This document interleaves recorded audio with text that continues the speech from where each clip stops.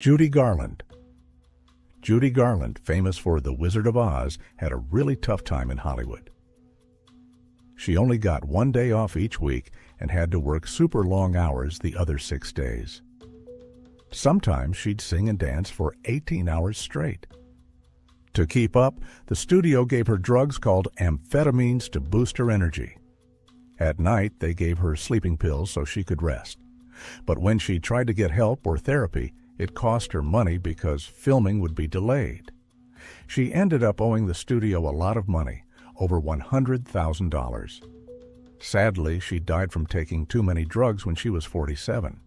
It's a tragic story of how the pressures of Hollywood and the studio system can really harm someone's life. 9. Debbie Reynolds.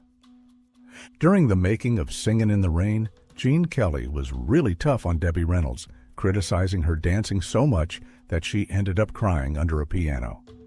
He also kissed her forcefully during a scene, making her feel really uncomfortable and grossed out. Debbie was young and innocent at the time, so it was a big shock to her. She wrote about feeling like it was an attack in her book. This happened in the 1950s when things were different and people didn't talk about things like this as much. It's an example of how some people in power can mistreat others, especially young people in the movie industry. Even though Gene Kelly was a famous actor, it doesn't excuse his behavior towards Debbie Reynolds. 10. Clark Gable, Marilyn Monroe, and Montgomery Clift. The making of the Misfits became famous because of the tragedies that happened to its 3 main stars.